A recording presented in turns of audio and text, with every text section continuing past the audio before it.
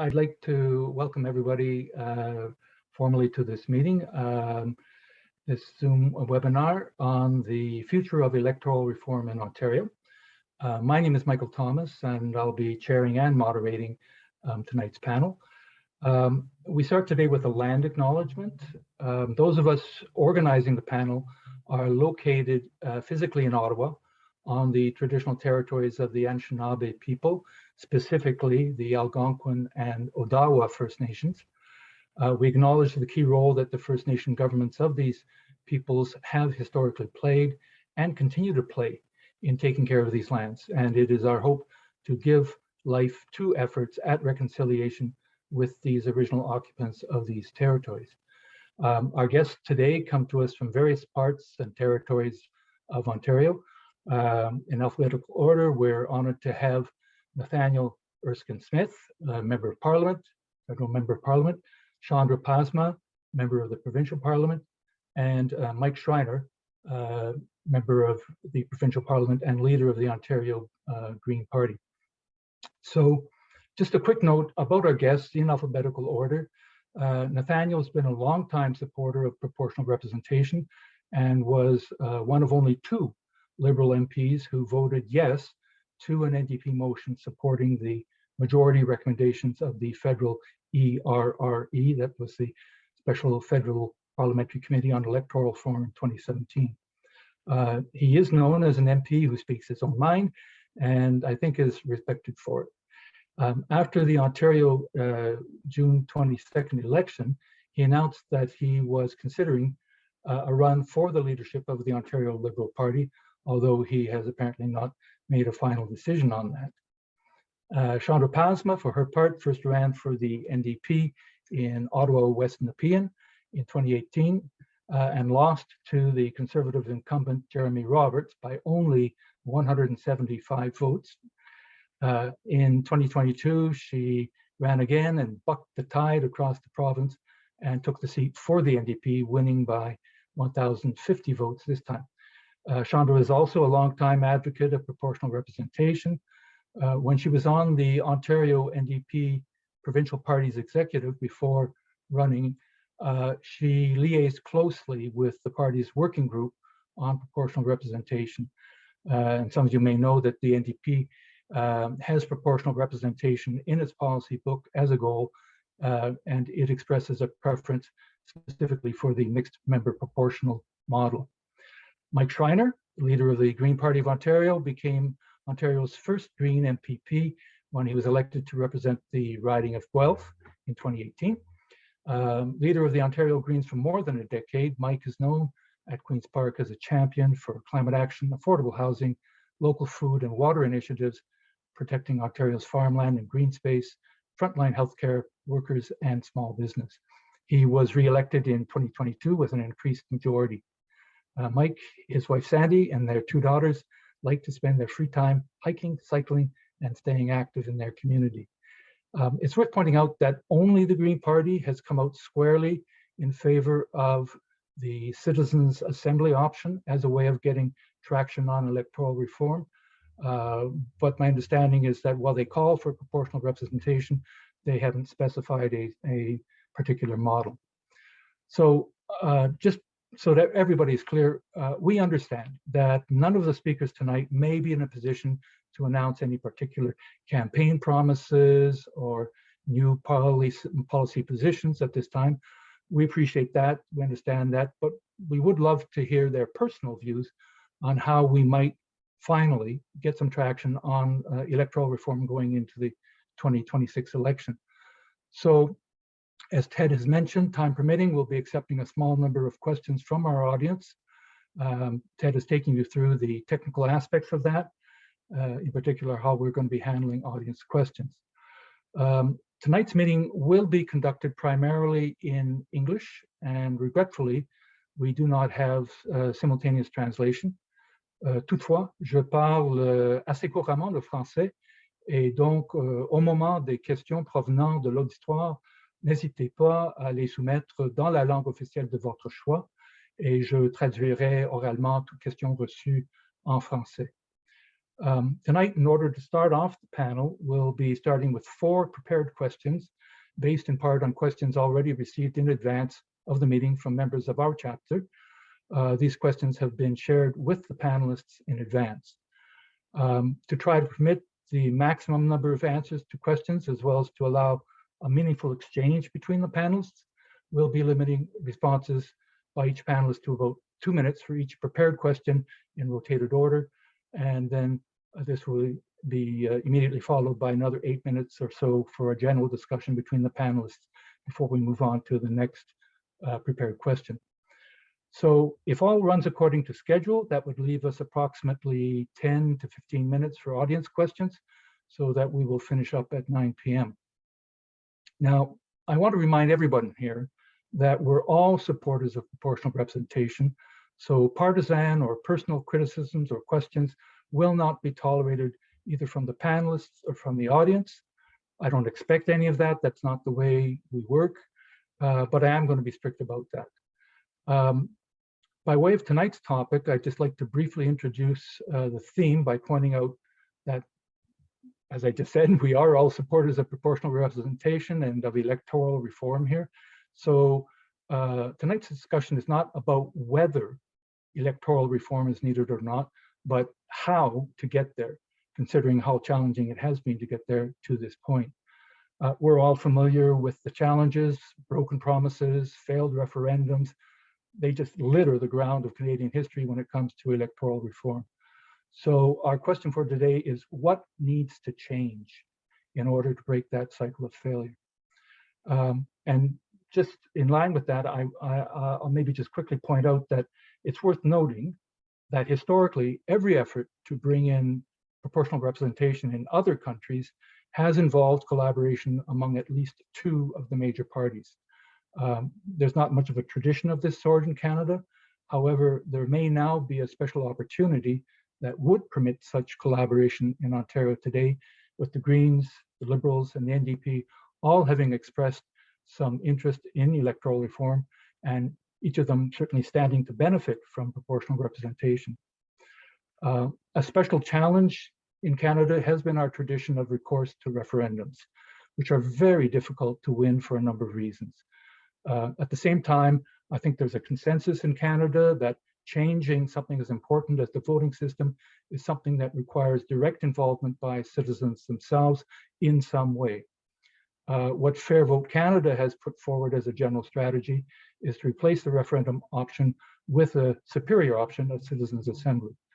Now, one could take this one step further in Ontario's case to suggest that the 3 opposition parties could harmonize some of their messaging on electoral reform going into the 2026 Ontario general election by committing collectively in advance to convene a citizens' assembly on electoral reform and to act upon the recommendations that will emerge therefrom. So certainly that's something that we are particularly interested in, but we'd like to test this idea out with you tonight. So with that, I'm going to move on to the first prepared question. And that will be the one that the panelists received in advance already, namely, what should be the role of citizens in defining the terms of a new electoral system for Ontario? And how would you like to see that incorporated into your party's vision on electoral reform going into the 2026 election? So why don't I start off with the person in the top left corner of my screen? So that would be Mike, and then we'll go to Nathaniel and then Chandra. Well, thanks, Michael, and thank you, Nathaniel and Chandra, for participating tonight. I think in what's really an important conversation, and to do it early in this particular provincial parliament. So, I mean, I think Greens have really committed that, democracy belongs in the hands of citizens, and the citizens of the province have to play a vital role in determining what our electoral system looks like. And while we as Greens have been long supporters of proportional representation, we've certainly supported and appreciated the opportunity to work with Fair Vote Canada around incorporating a citizens assembly and advocacy for a citizens assembly in our provincial platform in the last Ontario election that just happened earlier this year, and would appreciate the opportunity to think about how we could work across party lines to engage citizens in whatever form it takes to bring forward electoral reform. The idea of a citizens assembly, I think, is an important part of that. And also, I want to say that having some sort of what we've been referring to as a citizens institute to actually fund citizen participation and democracy as well. Because I think one of the challenges we've seen with referendums in the past has been public and citizen engagement in the process of the referendum. And so if we can come up with strategies and tactics that both utilize the positive nature of a citizens assembly, but also make sure those citizens and the opportunities for advocacies around what comes out of a citizens assembly be funded as well.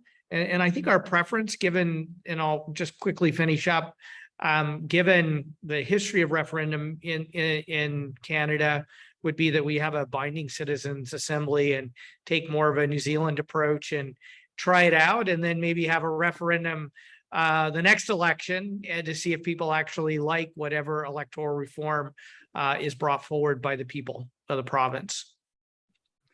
Okay, well, thanks, Mike. You were very punctual. I appreciate that. So why don't we move on then to Nate? Take it off. Can you hear me, Nathaniel? Yeah, sorry about that. And if you hear kids in the background, by the way, they're just finished bath time, so you won't hear them for too long, I don't think. But first, just thanks everyone for joining, and thanks to the co-panelists for joining too, because I do think it's important from the outset to say, if we're going to accomplish change here, it's going to have to take a multi-party approach of collaboration, cooperation, and coming together. So I think that's essentially important.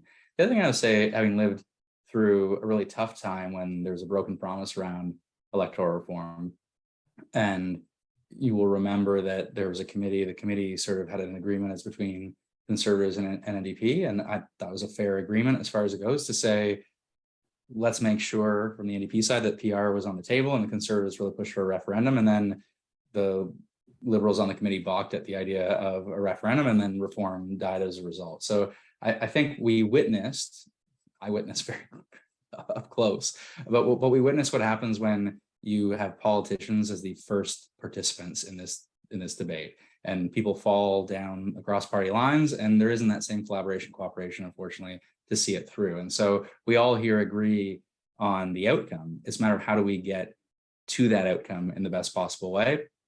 And I think a citizens assembly has to be an essential part of that, to make sure at the front end there are a collection of people from all different backgrounds who are not taking a partisan approach and are providing input and ideally, as a starting point, educating Ontarians more broadly. And it's been over 20 years since we've had such an exercise. It's certainly this past election, there are, I think, outcomes that will speak to people of all parties to say, these outcomes don't make sense. Can we revisit that conversation, given it's been such a long time in Ontario? The challenge, of course, is to take the Citizens Assembly and to ensure that there is legitimacy in action that results from that Citizens Assembly. And I think that is the challenge we all face, because a Citizens Assembly is a natural process that will I think have a wonderful amount of feedback from the media and from those who care about electoral reform.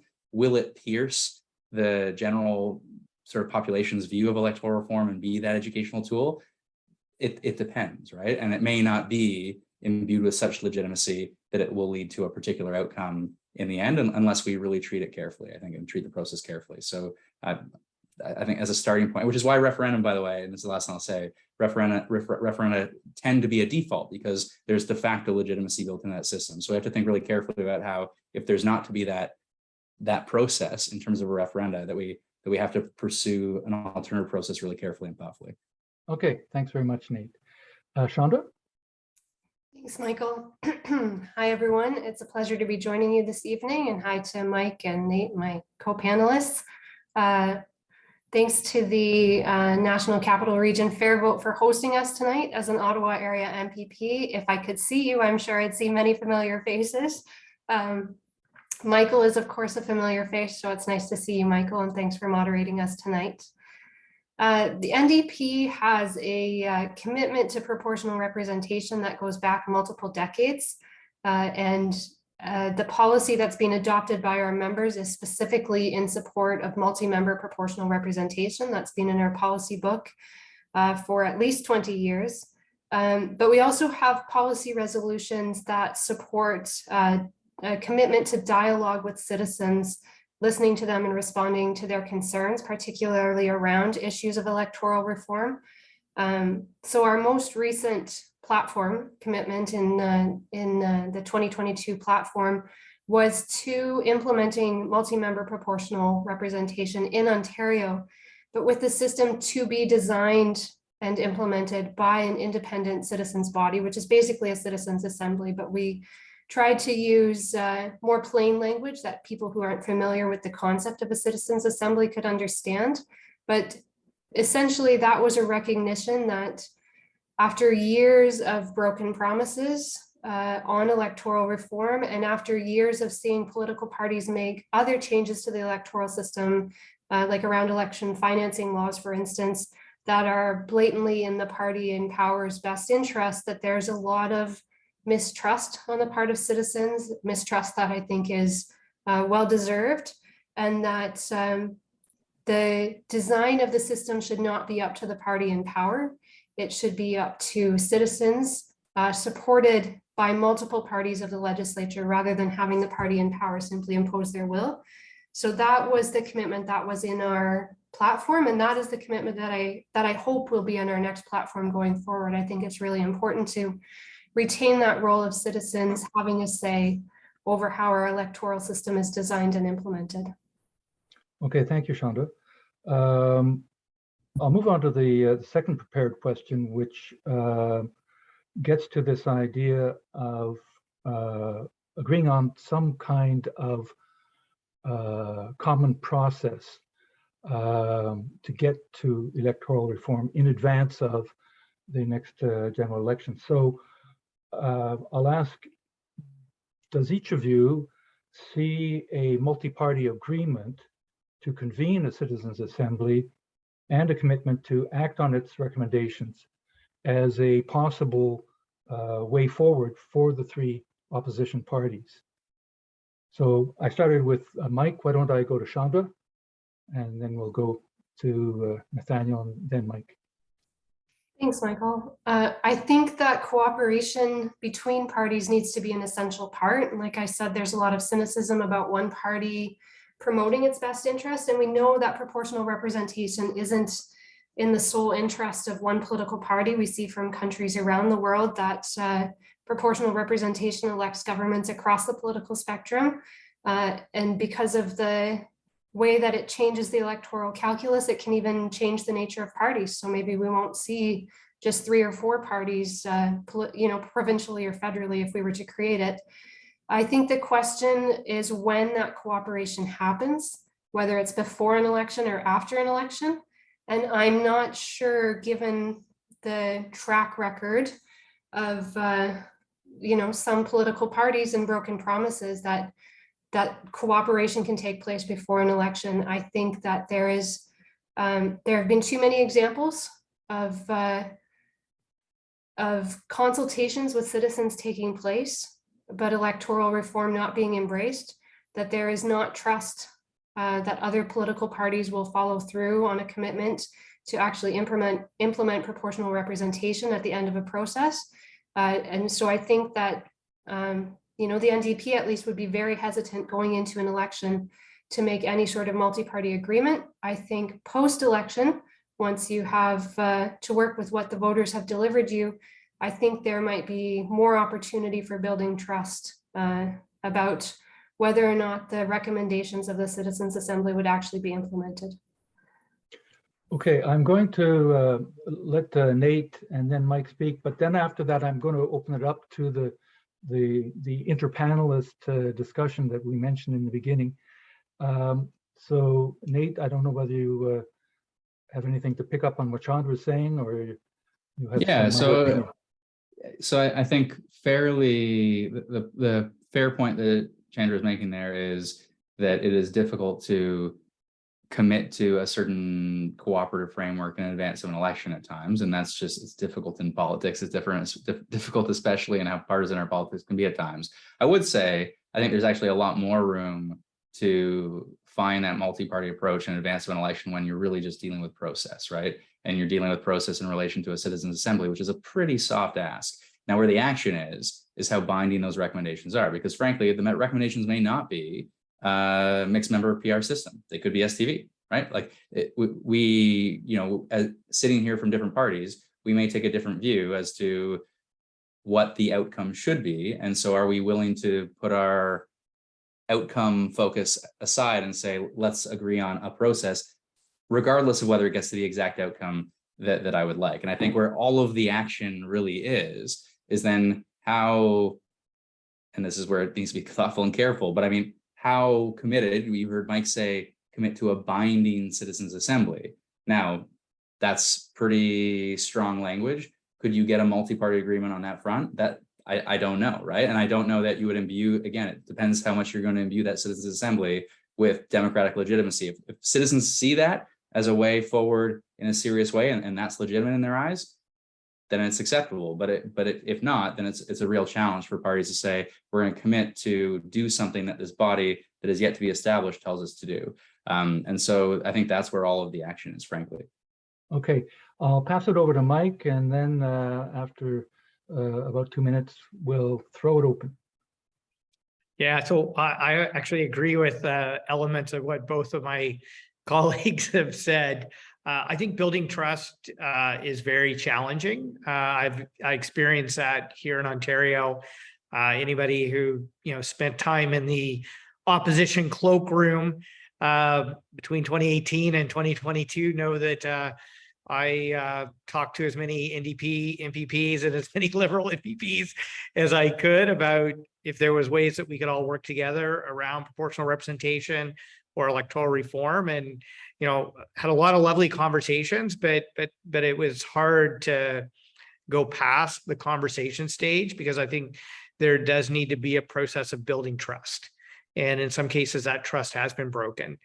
And so I think that's where a role that an organization like Fair Vote Canada and electoral reform advocates can play a role. I think it's a role where I know you have members in the Liberal, Green, and NDP parties. I'm hoping you have some members in the Conservative Party as well, because it'd be nice to get some folks on the other side of on the center right instead of the progressive parties talking about proportional representation, because I think we've seen, especially in the last two federal elections, where actually Conservatives would have been a bigger beneficiary of proportional representation, and so the hostility I don't think is warranted given electoral outcomes. And so having a process of building trust will be very challenging. And where I agree with Nate is that the outcome of a citizens' assembly will be highly contested in terms of how that process would work. And some of that would rest on how the process was designed, how it was funded, who participated. I thought the Citizens Assembly that Ontario had, going into the 2007 provincial election, was an excellent Citizens Assembly that produced really good results.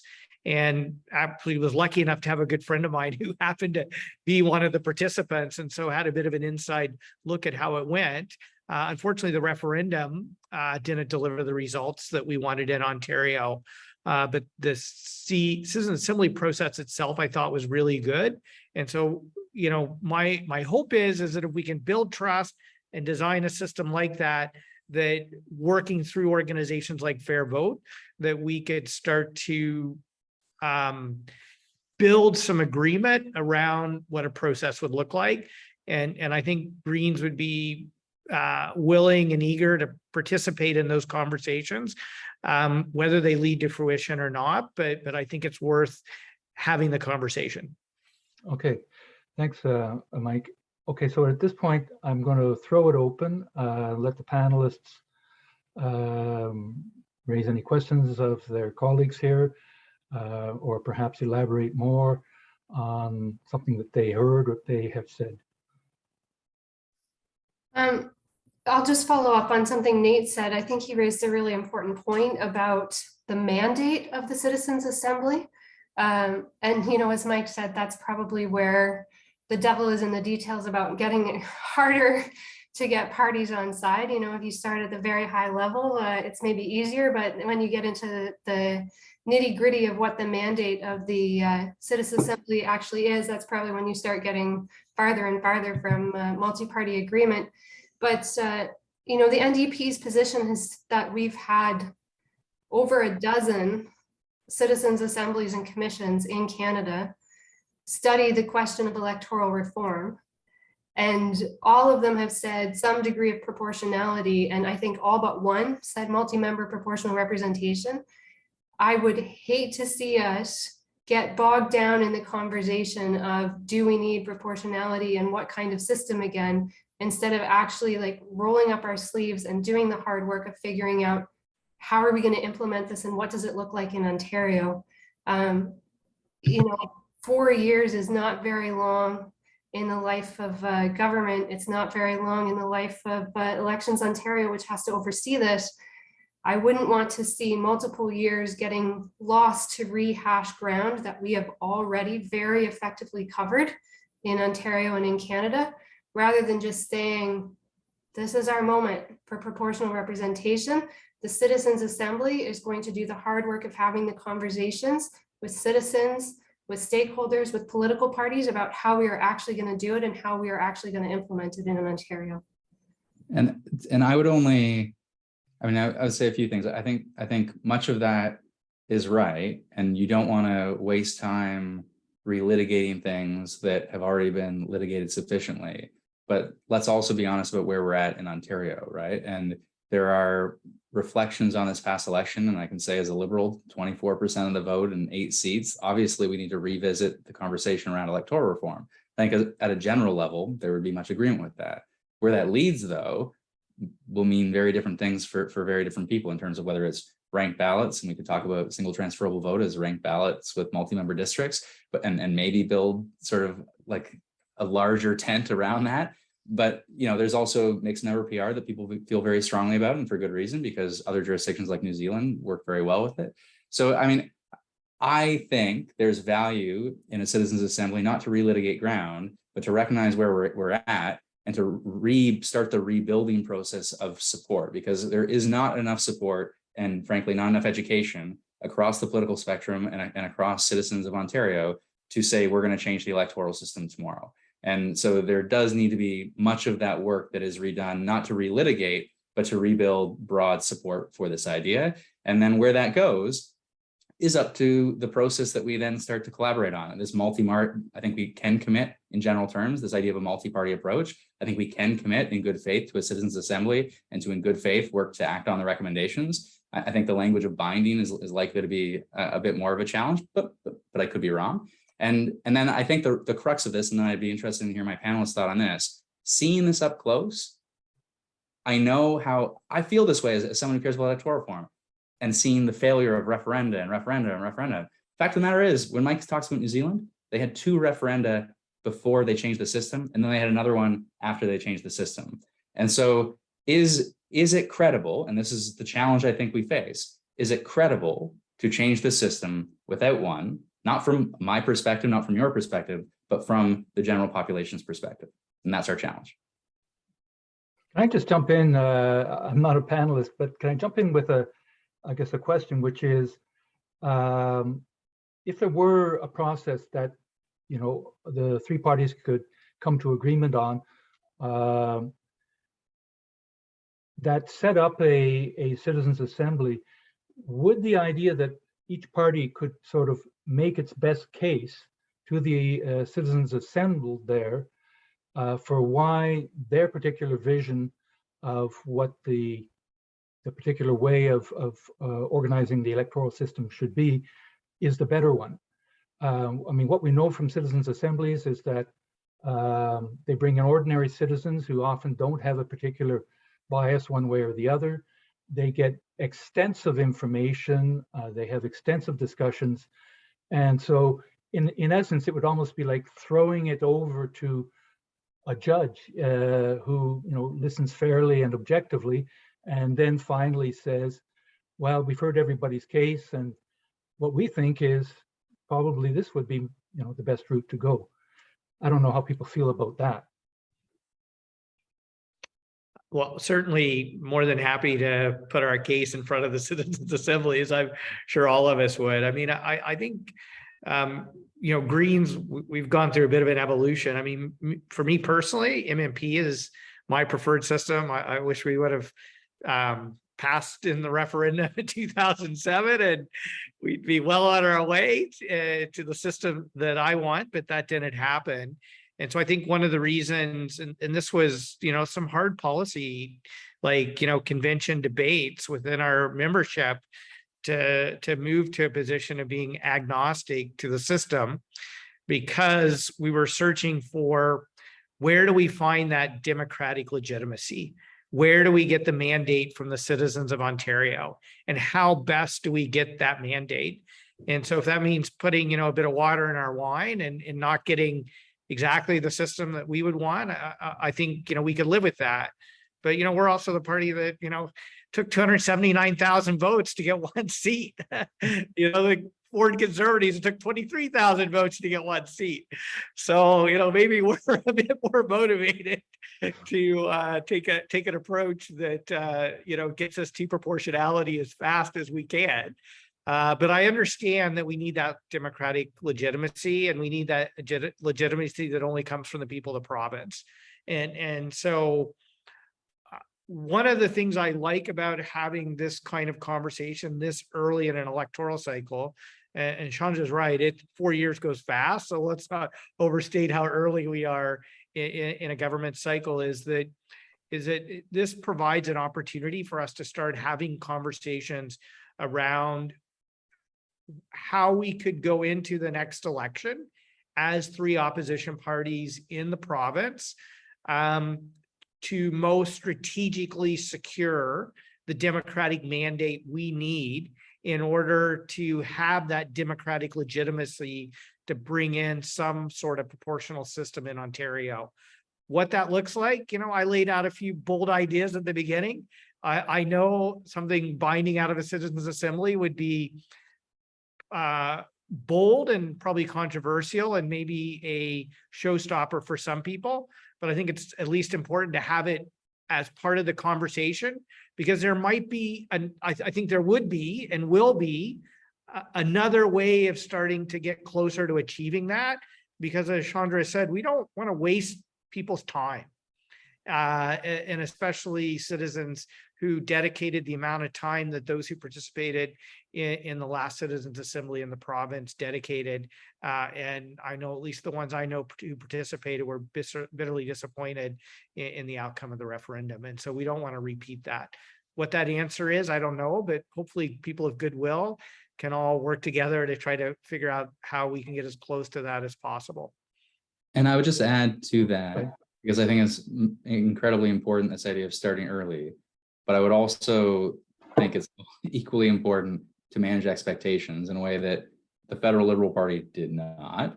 And 2026 will not be the last election under first past the post in Ontario, right? And anyone who says otherwise is not describing a reality on the ground in terms of how we ought to best improve our democracy. And this is going to be a longer conversation. We should change the system. Everyone on this call being committed to changing the system, I think, is an incredibly important starting point. But it's how do we bring everyone along? And there are no shortcuts.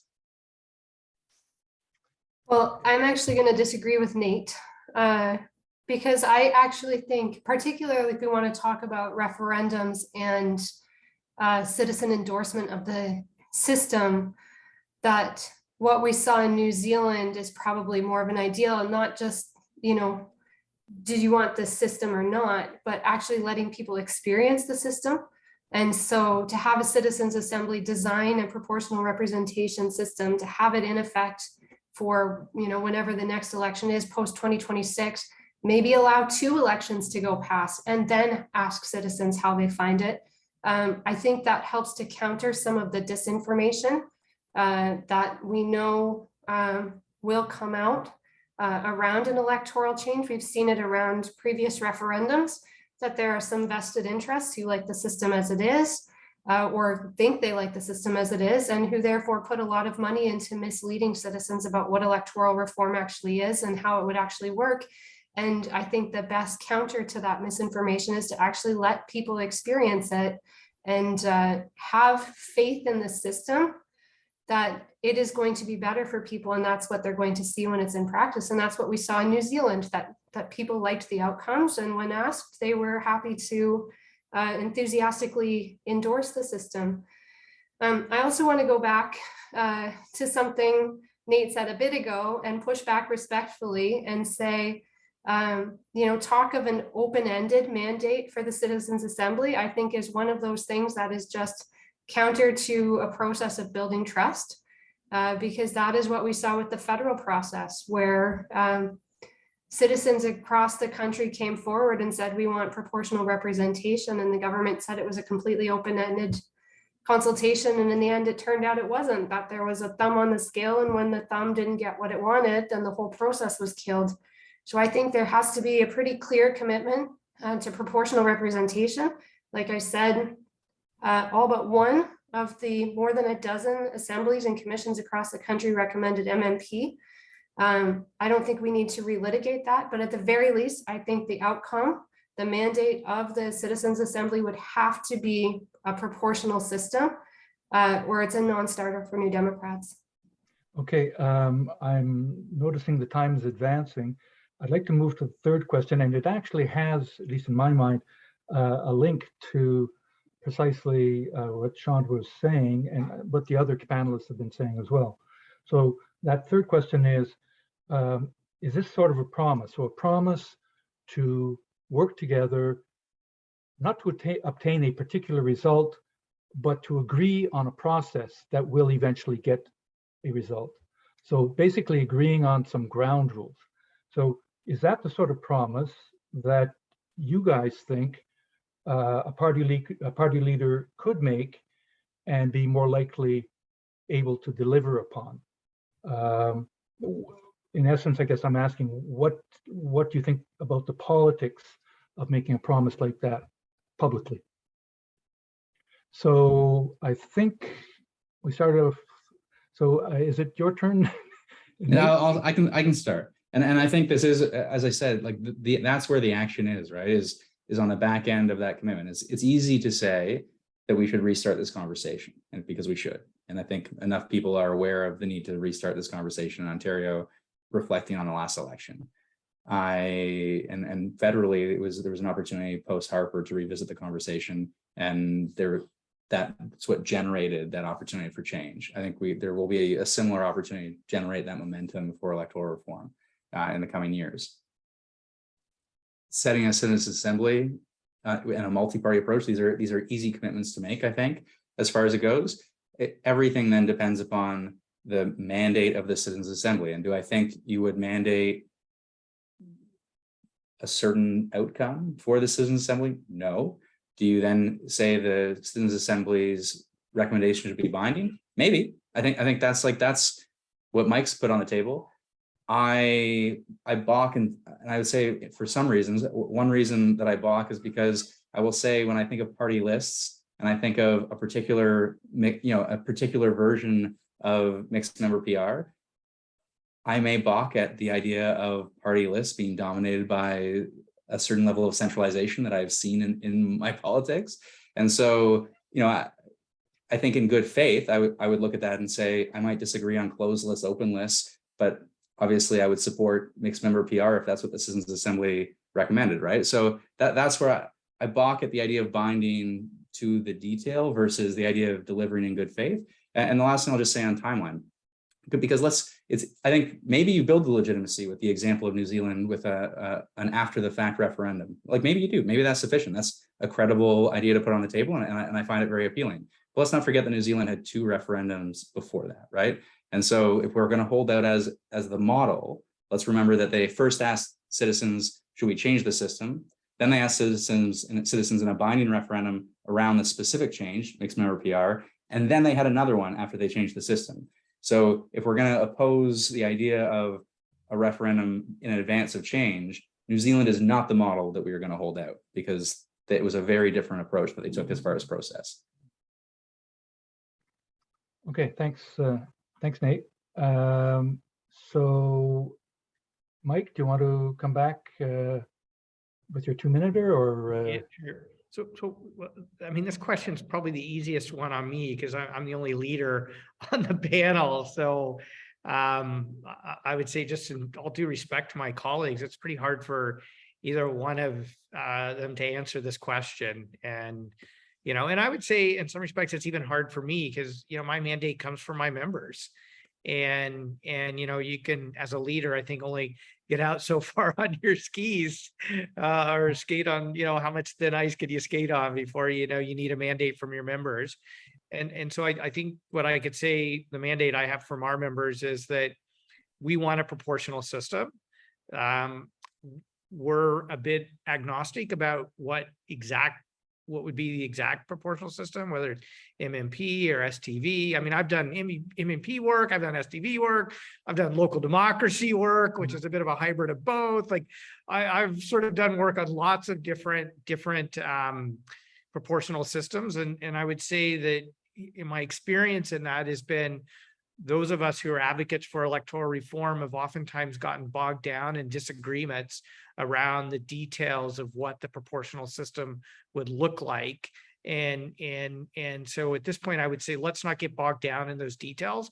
If we can agree on some high level things like a citizens assembly, like proportionality, like a process that we would go through, I think that would be the starting point for a conversation. But I think it would be very difficult for any one of us, except for maybe you, Chandra, because NDP has been more specific in what it would like to see. But it'd be, I think, more difficult for me to get into too much specificity without really having a mandate for my membership, to be quite honest. Okay, do you want to jump in on that, Chandra? Yeah, so my answer to this question is multi-layered, because on the one hand, this would not happen without the leader's approval. Like, this is a kind of decision that is too big and too big of a commitment on the part of the party for it to happen without the leader's actual support and commitment to it. But, you know, we're a pretty democratic party. The leader alone doesn't make big policy decisions. We've got caucus, we've got our membership. And I think the more fundamental to our democracy the commitment is, the more we need to make sure we're bringing our membership and our caucus on board before leaping forward with this kind of approach. And as Mike says, we have specific policy on this already.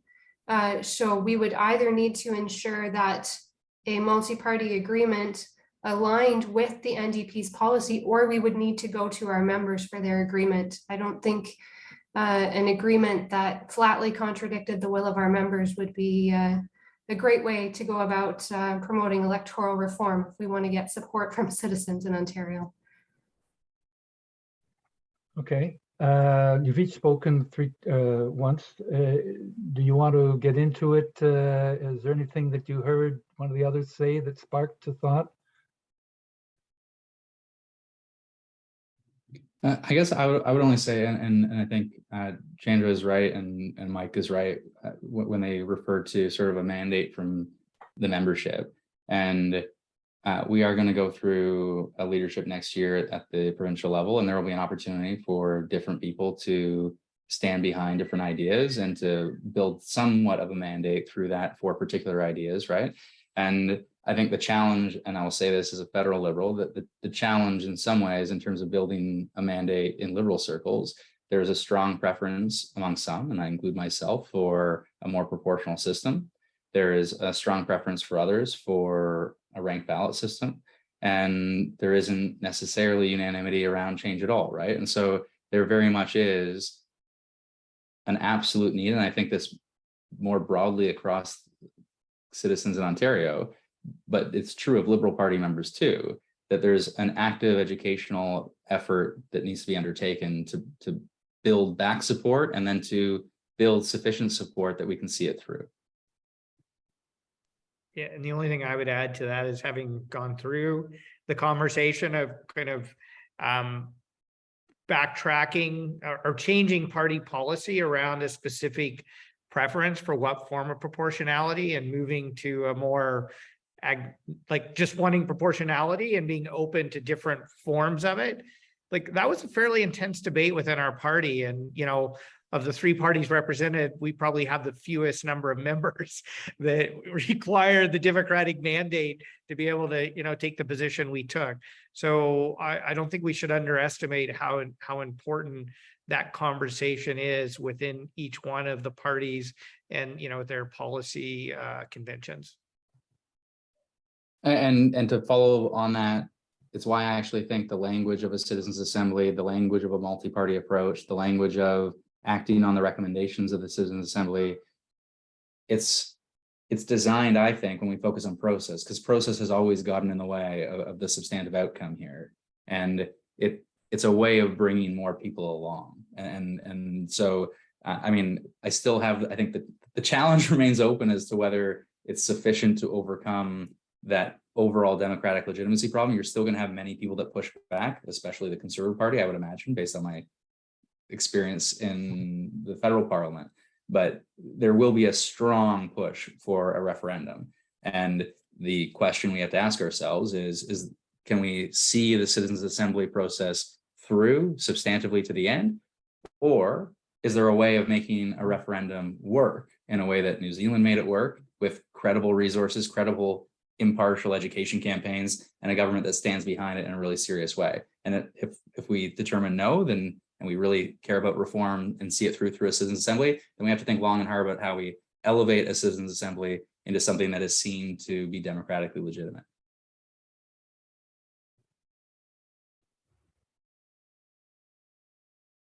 Okay, so I'm hearing that it's possible perhaps that we could move on. We're making great progress. We come to the fourth of the prepared questions, which each of you, I think, has touched on to some extent.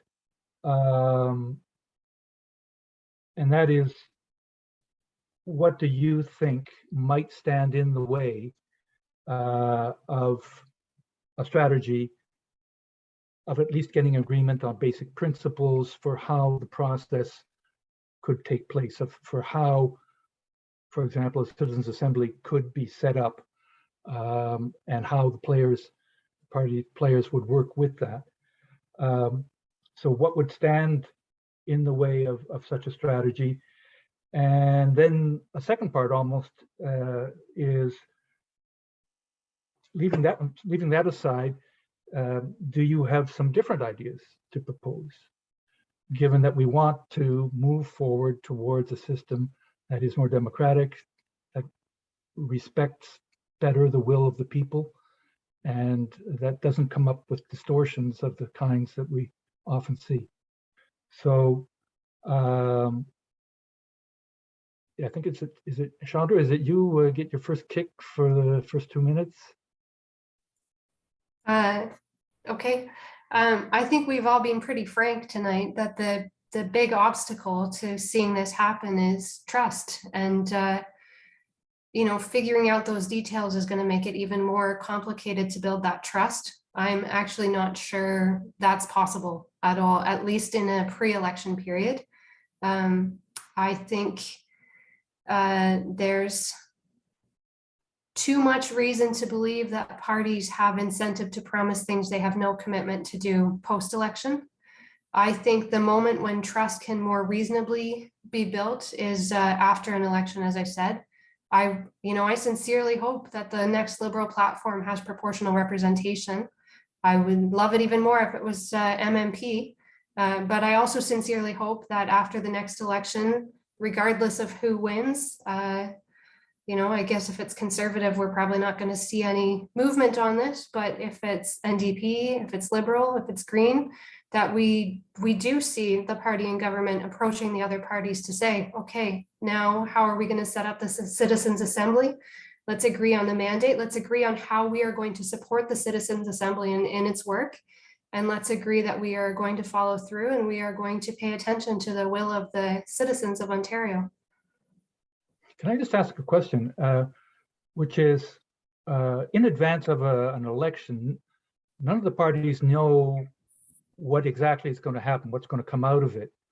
And so at that point, isn't it more interesting for them to think, okay, if we come out weak, for example, weaker than we were expecting, but we have this publicly signed and published agreement with everybody else, then at that point, no matter what may have happened to us, we have at least a chance of moving in this direction. Because if you have people, if you have parties that come through and have fairly strong positions in terms of numbers of members, then perhaps they're just less interested in dealing with this whole question. So isn't it better to do the work before so that people then have to live with the commitments that have been made after the election? I mean, every party that ends up in a weak position post-election, I think, would love to see the government in power proceed with electoral reform. I think that's a bit of a no-brainer. The problem is the work that it takes to sign that agreement. I don't think, given the track record, that the trust is there to see an agreement signed in advance of an election. Okay. I can go next.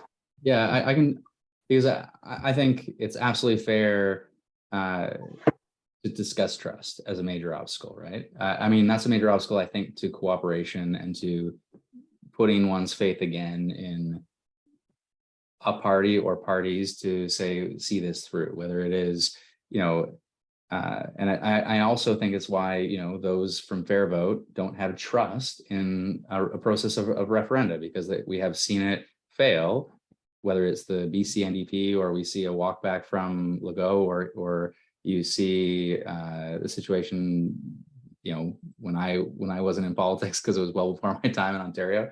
But I will say, I actually don't see that as the major obstacle here, because what I saw when we were seized with this question in Parliament, and I'll say it's the worst moment in my 7 years in elected life, was when we broke that promise. And you mentioned the vote. One of two Liberals, but it was actually my writing an op-ed at the time to say we shouldn't have broken the promise, and I apologize for it. That probably made me no friends on the Hill in that moment in time, at least.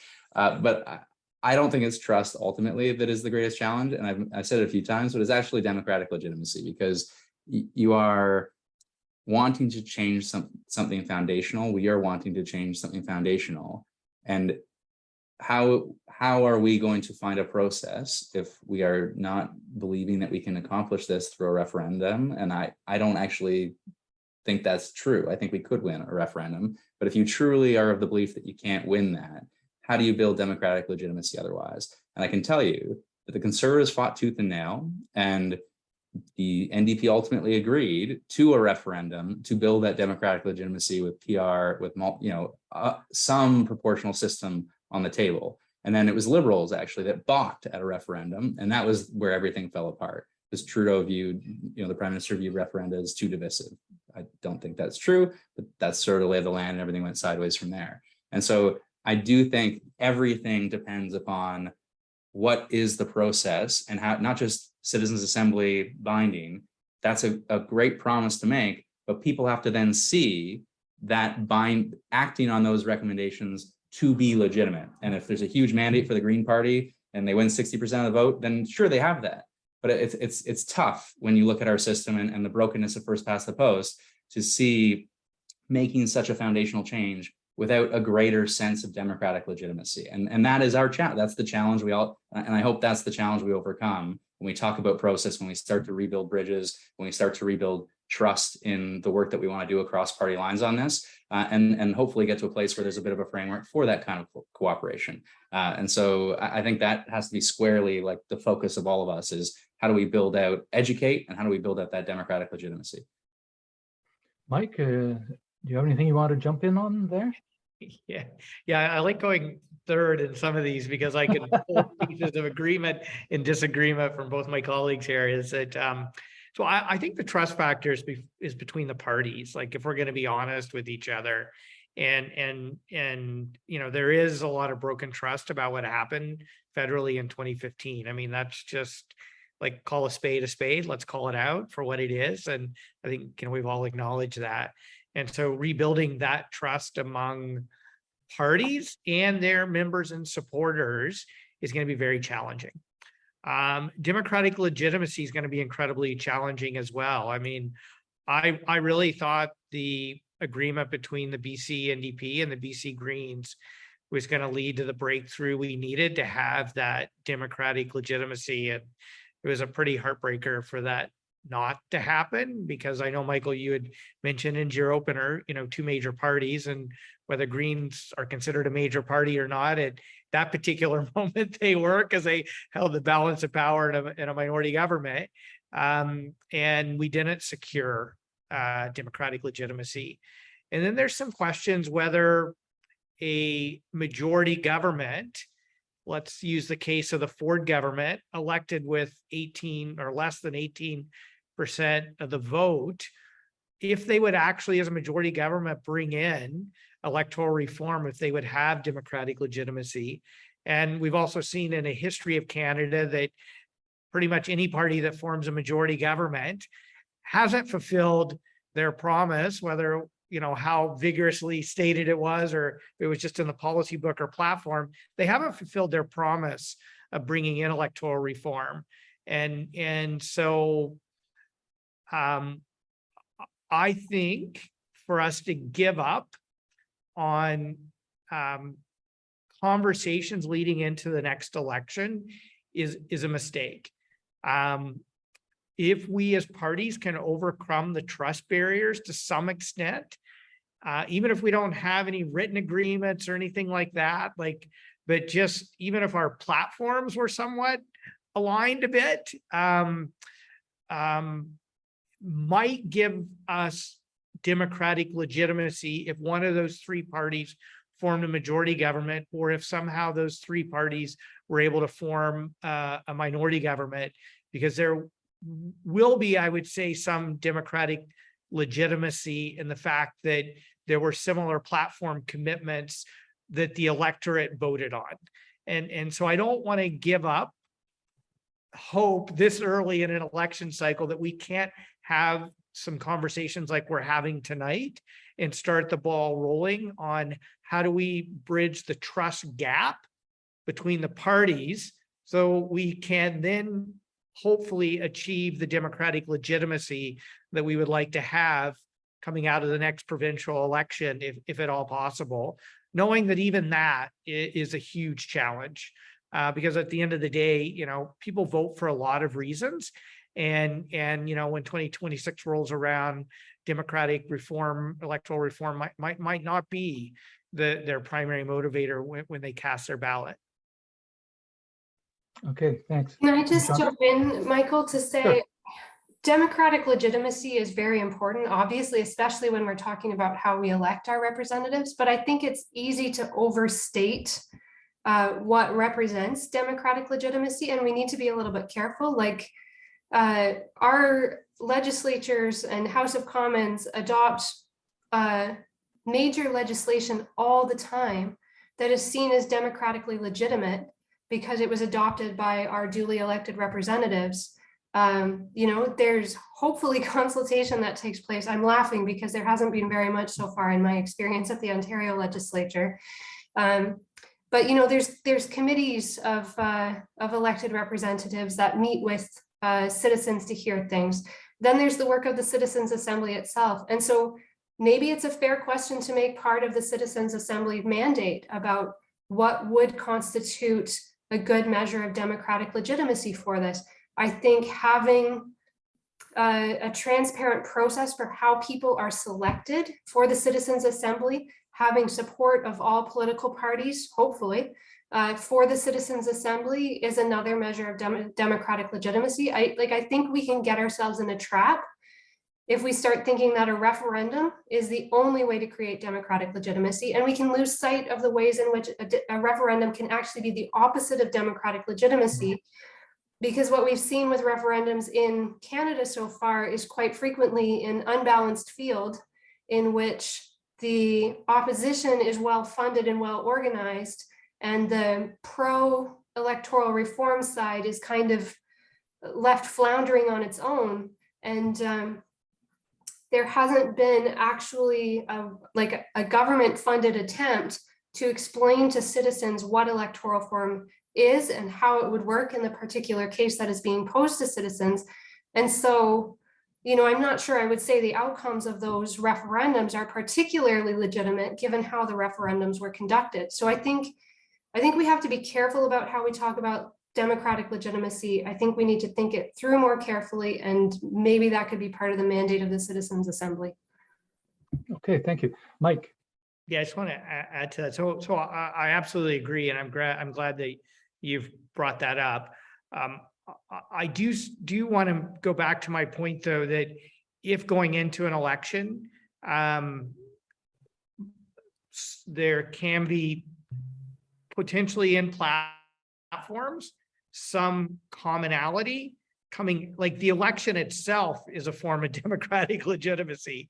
And so that in and of itself could potentially provide a mandate to either a party that forms a majority and has some similar objectives to even some of the other opposition parties, or to actually go forward as a majority government to implement it without a referendum.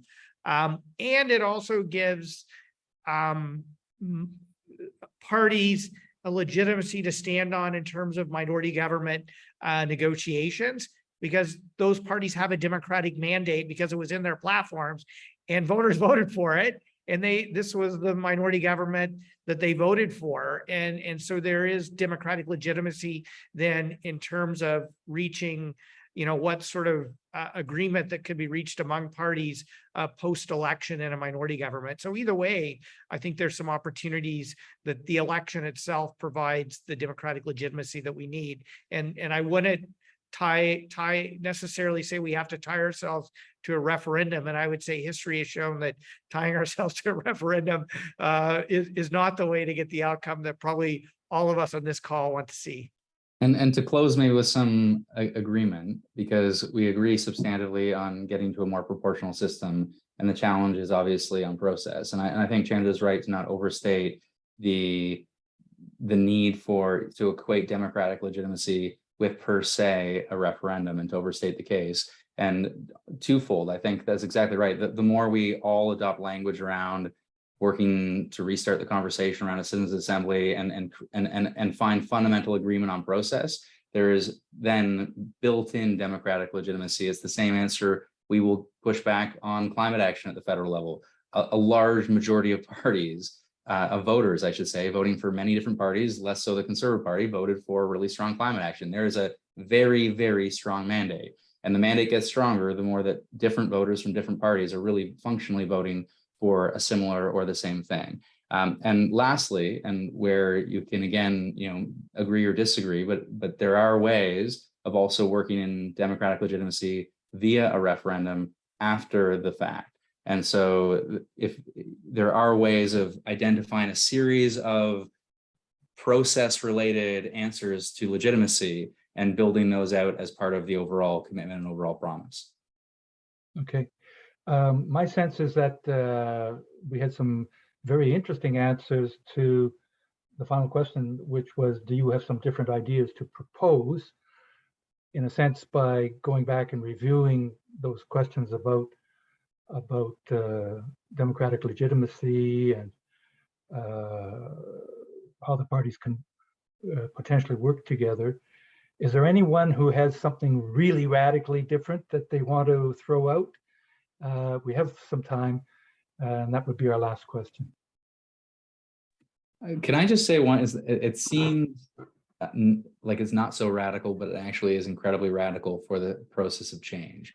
We all just have to talk about this more as an issue that really matters. It's one thing to have it in our platforms, but if we take it or not having our platforms in some cases. But unless we really commit to revisiting the conversation, and not just saying we need to revisit the conversation, but revisiting it ourselves in the work that we do, we are not going to bring people of Ontario along, right? And so I just think that's a reminder, all of us, that's how you get to radical change. You get to legislative change when you see social change. When people are demanding that change because of that back and forth in that education, I've seen on other files, and I think it will hold true here as well. It's important to make the promise. It's also important to always articulate the underlying challenge, why we are delivering an answer, or why we're proposing an answer to that challenge, and why it matters. And I do think there's an opportunity in the wake of the outcome of the last election to revisit it. There are reasons to revisit it. And there's certainly, like I can say as a Liberal, with the outcome that we saw provincially, there's an obvious unfairness that can be addressed and can be spoken to, and we can wrap education around. Okay. Thanks, Nate. Anyone else? If not, I'm happy to just, Sure. I'm looking at the question somebody asked.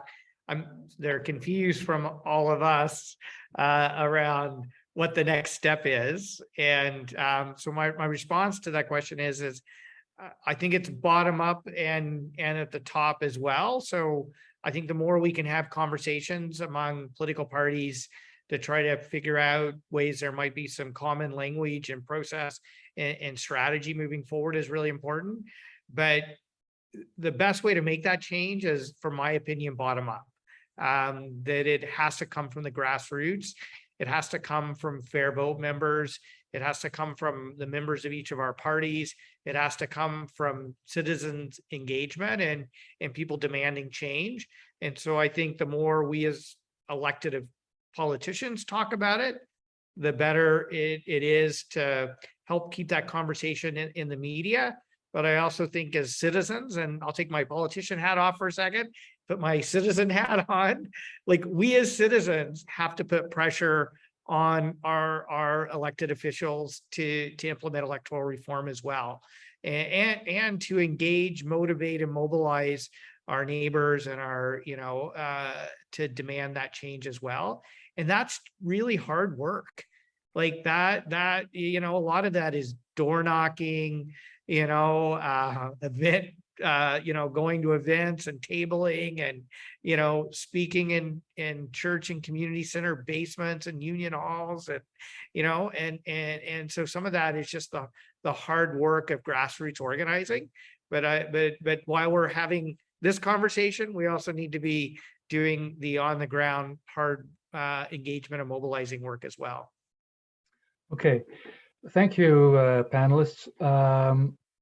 We have a number of questions that have come in, and Ted Craig has been collating them. And I think the best thing here would be for me to turn it over to him, especially since as somebody with a small bladder, I have to make a run to the washroom.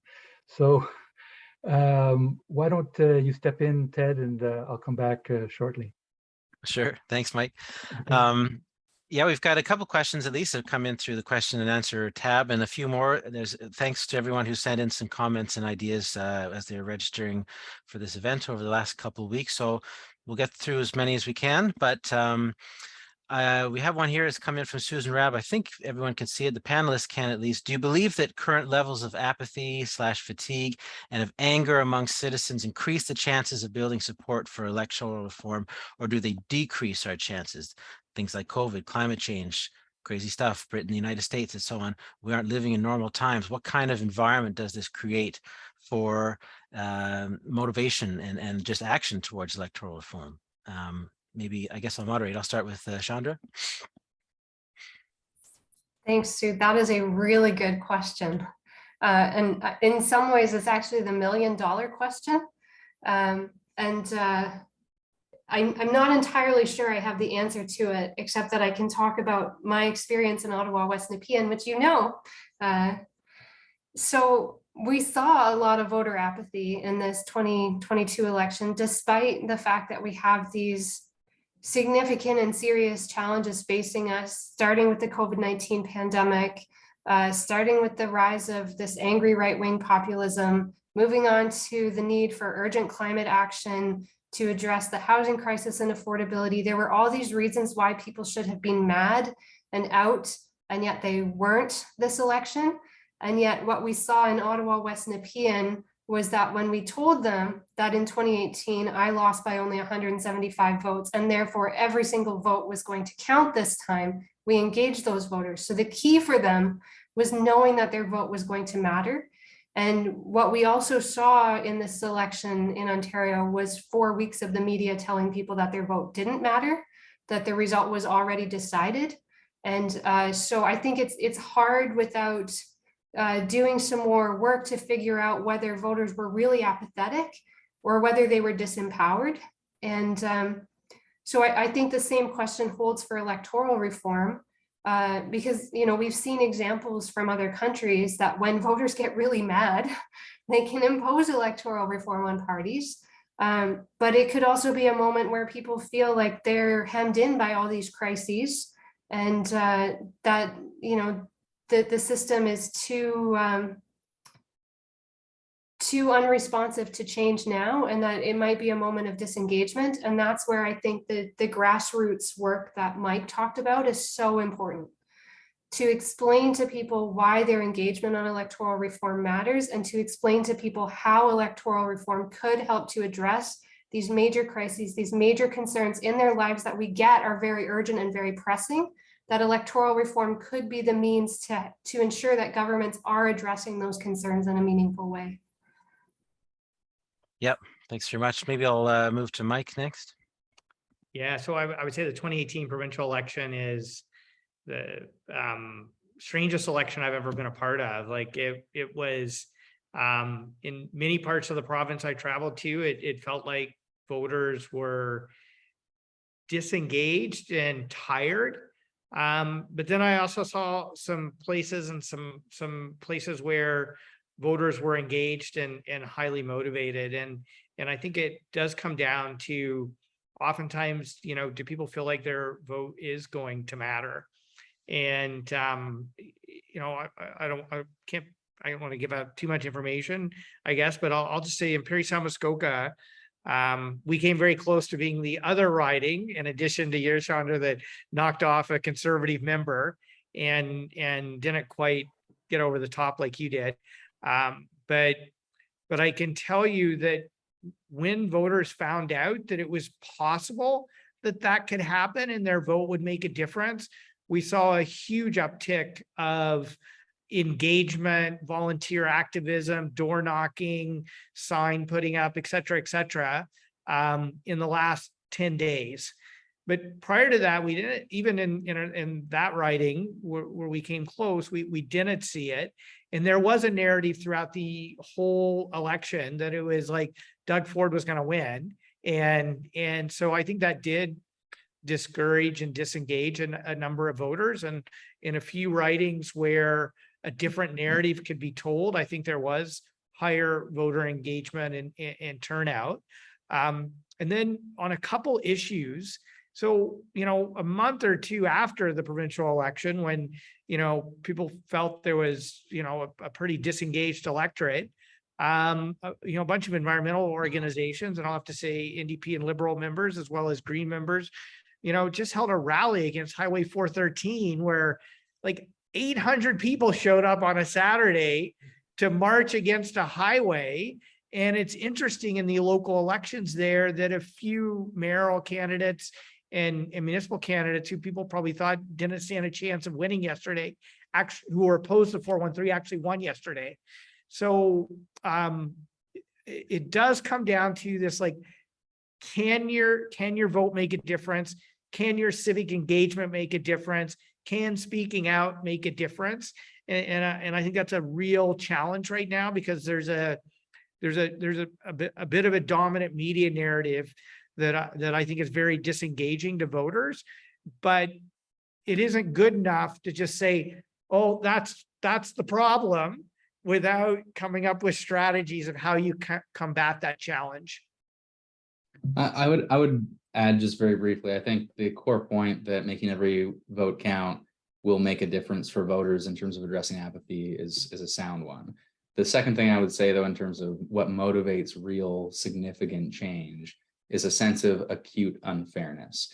And so when I think to leaving law for politics, caring about electoral reform, seeing conservative majority government under Harper do things that I deeply disagreed with and have no substantive mandate to do those things, despite having effectively 100% of the power in Parliament, with an executive dominating Parliament. And there is great frustration. And I was motivated to get involved and to talk about electoral reform. And I think the reason you saw it in the Liberal platform was motivated in 2015 out of a similar sense of acute unfairness that was felt by many. And so you need, for people who don't think, live and breathe electoral reform in the way that many people who are maybe listening to this do, for people who are not on electoral reform calls to truly care about this issue, they have to see things they care about dismantled, things they care about not being acted on, and then also see they are not represented, and there's a deep sense of unfairness as between results and the number of people who are participating in voting. And so and a deep disproportionality. And so I think when you marry those together and you get that acute sense of unfairness, that then really motivates change. And whether I don't think we were obviously there in this past election, COVID intervening had a great amount to do with it. But I do think there's an opportunity, who knows what the future holds, but I do think those opportunities will come again, and especially here in Ontario. This really Ted, leads, yeah. I was just going to ask, are we able to move on to the next question? Yep. Okay. We'll try to get through as many as we can, at least a couple more, I hope, because this really, what we were just talking about, really leads into a similar question. I've had a few along a similar theme, so I'll try to summarize. A lot of interest in these questions of democratic legitimacy and the role of politicians, public leaders in building trust, in educating the public on the use of electoral reform, proportional representation, citizens' assemblies, how important they are to making democracy legitimate. So essentially the question is, what do you feel is the first thing that needs to change to move forward? Is it public education? Is it concrete action in party platforms, agreement on a process, political, even constitutional crises? When we see these flawed elections that really stir things up, what do you think is going to be the first thing that really gets that ball rolling, and what role do politicians have to play in it? Maybe I'll start with Mike this time. Well, one thing that I think could play a big role in Ontario is if Doug Ford continues to bring forward legislation like Bill 7, forcing, our elders out of hospital into long-term care homes, and other legislation that really negatively impacts people's day-to-day lives in a visceral, like personal way, that it just affects their well-being. Having received a mandate with less than 18% of the vote, I think really highlights an opportunity to educate the public, engage and mobilize the public through grassroots activism, and for political leaders to reinforce a message that legislation is being passed that the vast majority or significant majority of Ontarians oppose, by a government that, is, quote, has a democratic legitimacy of, 17.7% of the population. And so I think there's some real opportunities to mobilize people around the current reality of politics and just the makeup of Parliament in Ontario. But that's going to take, as I've said before, that's going to take elected political leaders. That's going to take grassroots activists. That's going to take organizations like Fair Vote, all mobilizing, speaking out, and engaging in ways that are most appropriate for where they are in our society. Yep. Let's move over to Nate next. Thanks. So I think the first step is to acknowledge just how far we have to go to put this issue back on the agenda in a serious way. And I've thought a lot about this in terms of what comes next sort of within the Ontario Liberal Party, because I'm seriously reflecting on participating whatever the leadership race might be, whenever it is, maybe sometime next year. And so when I think about that idea of, to Mike's point about engaging grassroots and bringing people along and building sort of the mandate within my own party, do I think that I can promise 2026 will be the last election and first past the post? I think probably people would laugh at me in a serious way.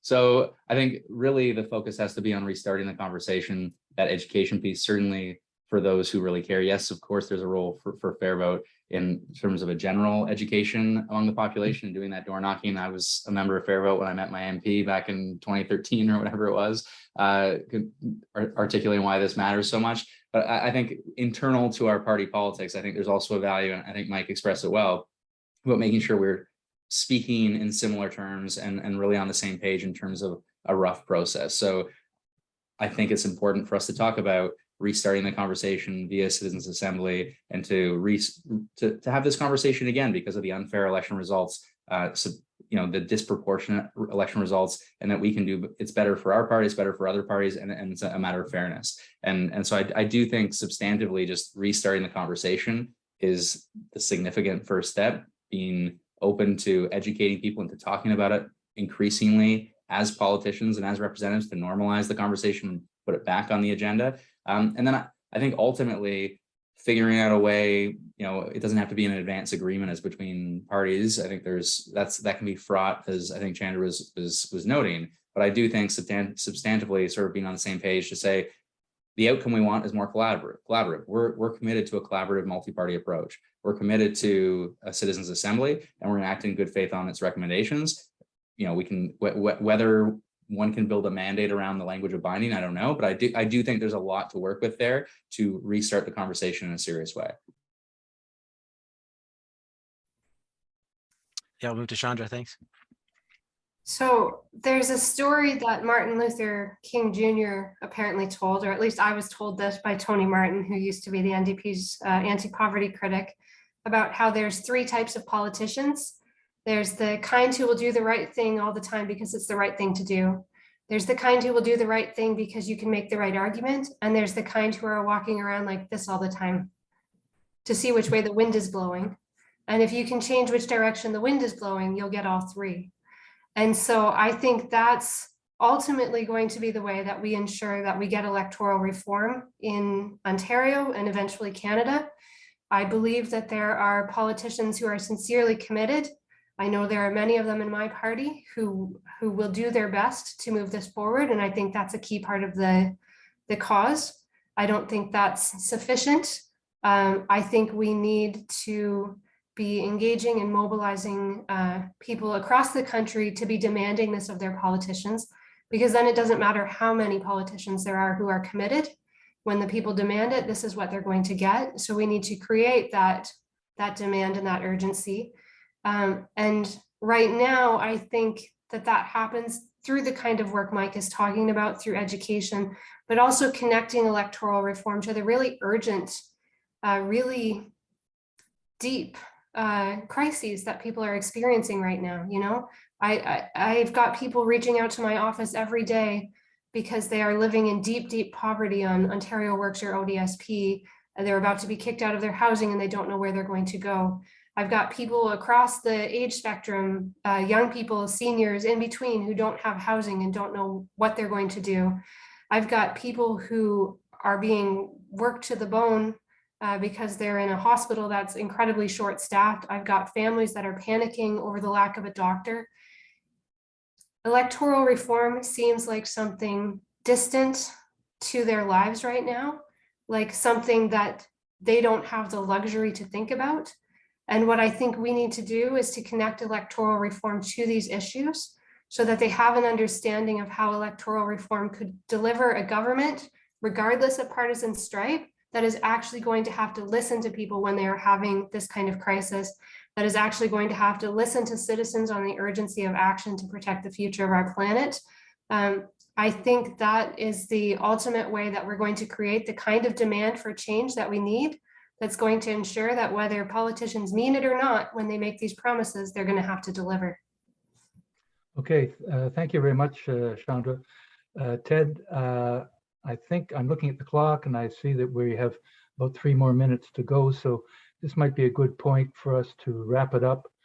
I don't know whether people have like a 30-second or 45-second additional thought that they'd like to put forward. Does somebody want to take me up on that? If not, we'll wrap it up. Well, I'll just do very quick, just to make a commitment to continue being part of the conversation and moving this conversation forward. And Chandra and I can talk at Queen's Park, and Nate, you're welcome to come on over to Queen's Park anytime you want and join on the conversation. And I'm hoping that Fair Vote Canada in all its various chapters across the province can keep moving this issue forward. And I'll just make a commitment to participate in that process. Super. Thank you very much, Mike. And I just wanted to say this is good and important work. I'm glad you're hosting this conversation. So thanks for doing that work. And I hope it's the first of many, many conversations to come. And thank you. And I think my kids are telling me I gotta go, so it's a perfect closing. And thanks for having us. I think it's just to Mike's point and to Chandra's point. Just I think the idea that there are members from all parties that are going to continue to work towards us is essentially important, and that's the only way we get there. So anyway, thanks for having me. Okay, and thank you very much, all of you, for making time. And I'm sure what must be very busy lives. I know it must be very busy lives to take some time out to talk about an issue that I think really is important. And thank you for your time. Thank you for your thoughts. Thanks to you, Michael, for moderating. Thanks to everyone for attending. We did record. We will have a replay out the next day or two. Perfect. Thank you very much, everybody. Good night.